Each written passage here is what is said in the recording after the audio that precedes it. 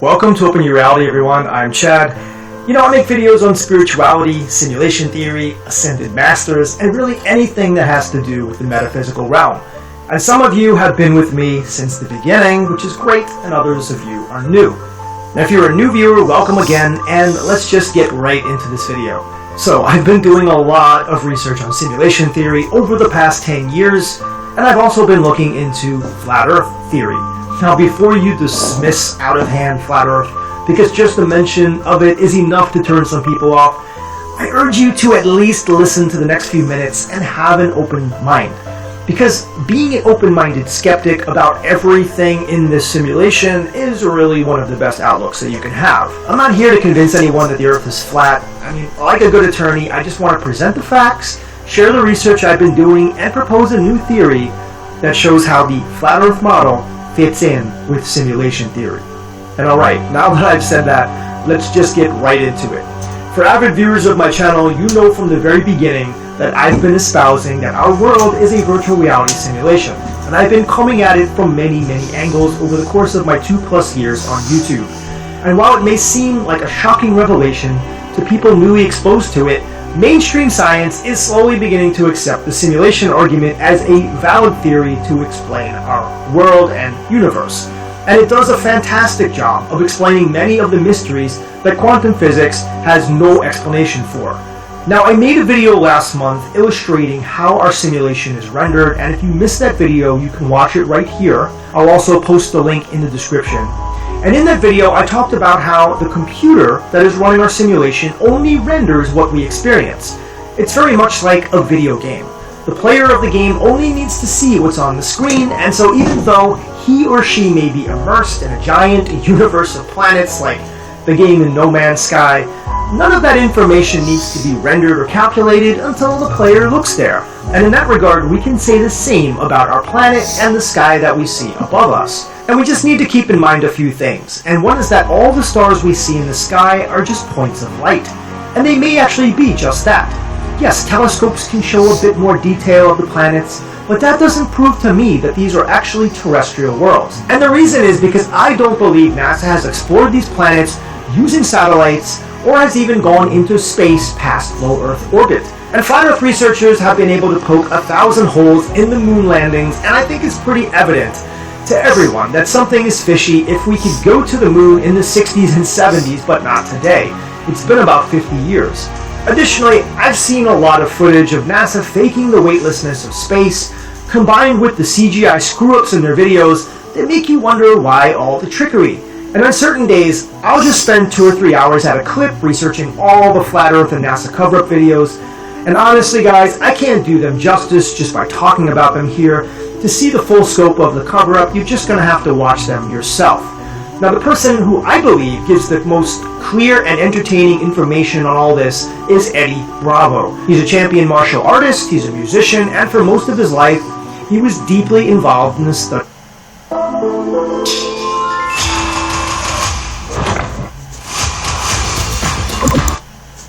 of space. He'd watch every program he could TiVo on space, he knew all the names of the planets and the stars, and when he first heard of Flat Earth, he was quite incredulous anyone could believe that the Earth could be anything but a globe.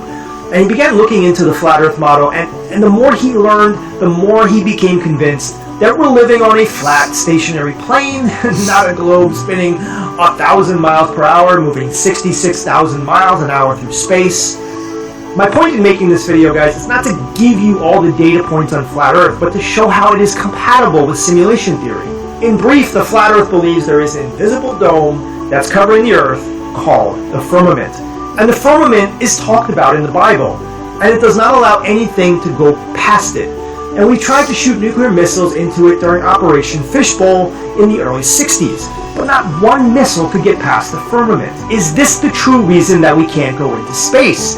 I believe it is, besides the possibility that space may not exist. And in case you still think the idea of a flat Earth is crazy, many cultures believed at one time that the Earth was flat, and they had good reason to think so. For one, we see the same constellations in the sky year after year, even though the Earth is moving in an elliptical orbit around the Sun. And that means we should only be seeing the constellations in the sky half the year. So remember, when it's midnight on Earth during the summer solstice, and when it's midnight on Earth during the winter solstice, we should be seeing two totally different constellations as we're looking at two different parts of the galaxy. So why are we seeing the same constellations? And why does a compass needle always point north, with the North Star directly over the North Pole? What is going on there? What is the cause of this magnetism? See, these are questions that the globe Earth can't answer, and some of these questions the flat Earth model has no answer for either. Why can't we see the curvature from planes, rockets, and weather balloons of the Earth? Even Neil deGrasse Tyson said the curvature of the Earth can't be seen from an altitude of 125,000 feet. And you might be wondering about these recent space flights by guys like Richard Branson and Jeff Bezos. Well, Branson went up last week and supposedly went to the edge of space, but critics of the flight call it more like a long-distance plane travel. And even the much-lauded Neil deGrasse Tyson said he doesn't consider the expedition of Branson to be space travel. Now, I watched the footage, and if you look out the window of the ship, you can see the horizon is completely flat. You know, I have a best friend, and we disagree very sharply on the flat Earth model, and I told him, I said, do you see curvature when you go up in a plane? And he says, yeah, Chad, even when I'm at 20,000 feet, I see the curvature. Meanwhile, Neil deGrasse Tyson is telling us from 125,000 feet we can't see the curvature. I don't know how that's possible. But back on Earth, if the formula for calculating curvature is correct, we should be able to see the curvature, even on the Earth itself, much less 125,000 feet up. But I haven't seen it. Even in pictures where you can see the Chicago skyline 50, 60 miles away, it's right there. It's not recessed under the horizon. And what about water? Isn't the sea always level, sea level? But if the globe Earth model is correct, then all the oceans need to be curving around the globe, but we know that's not possible. Are people in Australia really upside down? And what about this crazy thing called gravity? Even Neil deGrasse Tyson said he has no idea what it is. And gravity is supposed to be so strong that it can keep all the oceans glued to Earth, but with one flap of a butterfly's wings, it could escape the entire gravity of the planet. Does that sound ridiculous? So we only know we can go so far up. What about east and west, north and south? Well, in regard to this, Admiral Byrd and an expedition of several thousand men tried to find the edge back in the 1940s and 50s. And basically the governments of the world explored the land past Antarctica and discovered a continent that was so big that lay beyond it, that Admiral Byrd said it was bigger than the United States in his TV interview. And that could only be possible if the Earth is not a globe. And in 1959, 12 nations, including the US, the UK, and the Soviet Union, signed the Antarctic Treaty System, which basically forbids any private parties from accessing Antarctica without permission. Now, more nations signed on in the ensuing years, and this is the one UN treaty that has been upheld by all nations since its signing. What a coincidence. And of course, the logo of the UN is the flat Earth map itself, of course. It's right there in plain sight, as are so many of the clues they give to us about the true nature of our world. Now, movies are one of their favorite places to plant that information. Think The Truman Show. So who knows how far Earth extends past the shores or 200-foot ice walls of Antarctica? We may never know, but I'm sure that they do. And I suspect that there is a limit to how far that we can go, and that another barrier exists that prevents us from going any further. And I'm also convinced there is a barrier for how far down we can go as well. And some of you may have seen an interesting video that appeared on the internet a few years ago about a submarine that runs into an invisible barrier while exploring deep underwater, and here is the clip on that. Without a doubt, one of the most amazing things that I have ever seen in the bottom of the ocean, it was while filming for Blue Planets in the Gulf of Mexico. We went out over the water in this lake and tried to descend in it and bounced off. It was so super saline and dense that the submarine couldn't go down in it. We literally bounced off, and as we bounced off, we sent ripples heading back to the shoreline. It was insane. I've never seen anything like it. So what can we surmise from all this information?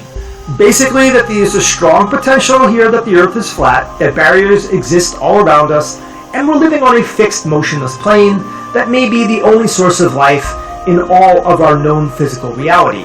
Look, I'm still open to all the possibilities, but the evidence is mounting, at least in terms of what I am seeing. And we could indeed be living in a huge bubble, one that's finite and one that's inescapable. And if we could escape, there may be nothing outside. It would be like avatars in a video game trying to move outside the parameters of the game. It's just not possible.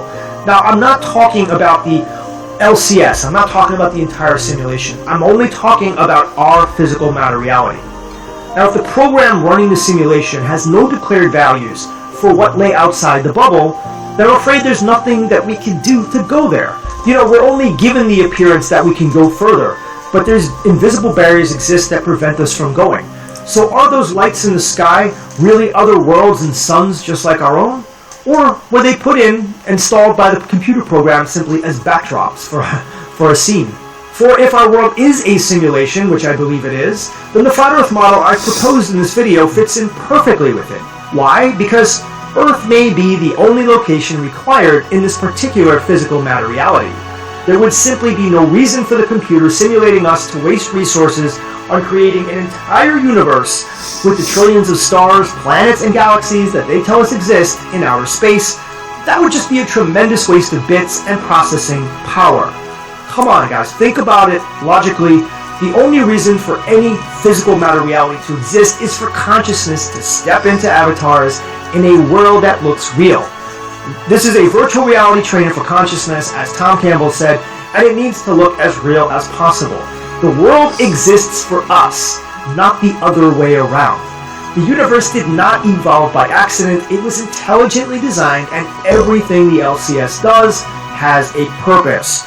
Should anything I'm saying here be a surprise? I mean, I understand it may be for some people, and that's only because we've been indoctrinated into believing Earth is a spinning globe, and we're just a speck in relation to this huge, ever-expanding universe. Look, guys, I've been reading books on cosmology since I'm 6 years old, and I would like nothing more to believe than there are trillions of planets out there, and vast galaxies and other worlds, and everything the science says is true.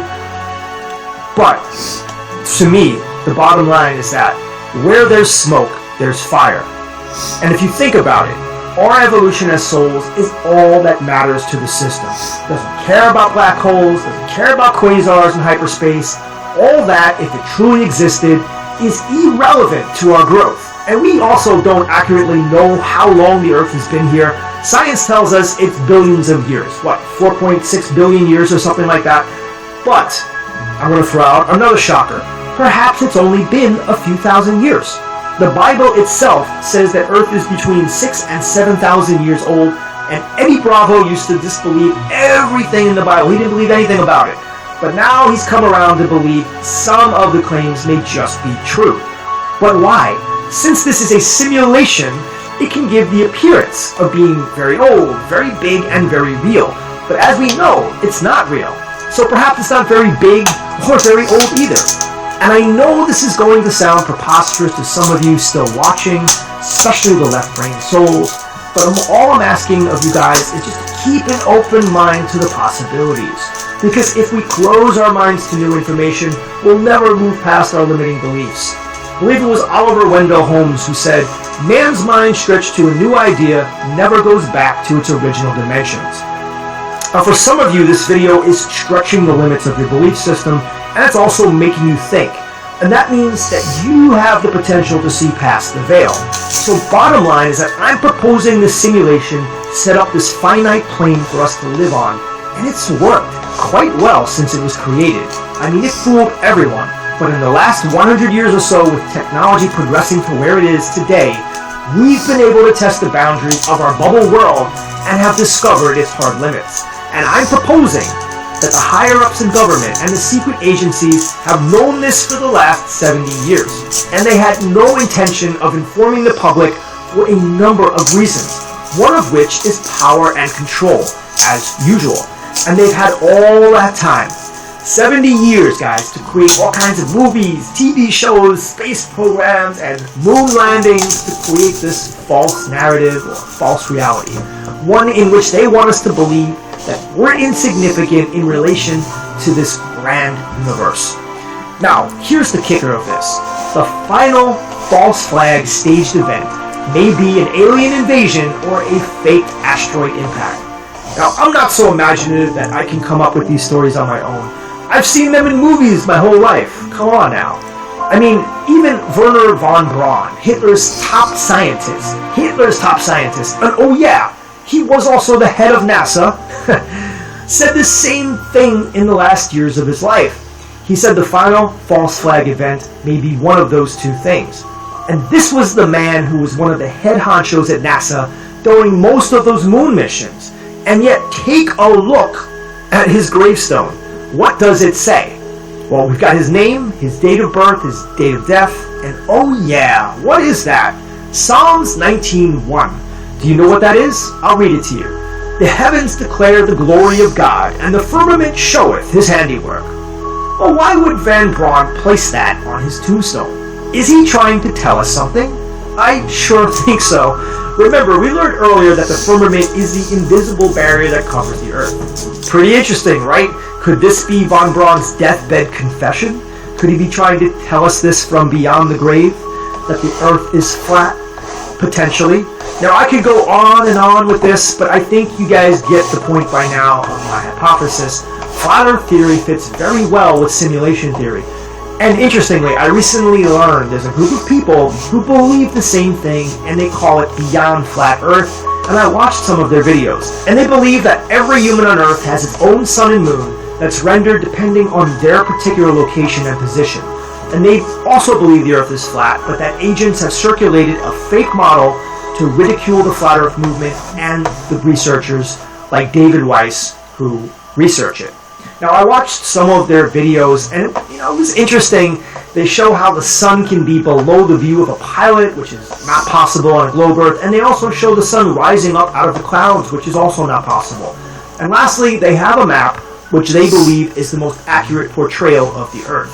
I'll definitely be looking more into them. So now that you've heard everything I had to say in this video about how Flat Earth and simulation fit in, what do you think? Am I way off base here, or do you find yourself silently agreeing with me? Let me know in the comment section. I'm sure this video is going to spur some divided views, and that's quite okay.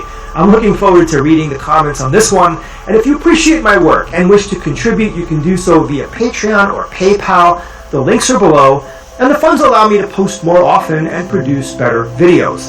And I'll likely post a new video over the weekend. And next week, I've got some exciting news. Dave Weiss returns for part 2 of our interview, and I'll have many more questions for him. And if you have any more about the Flat Earth, just drop them in the comment section, and I'll try to ask them in the interview.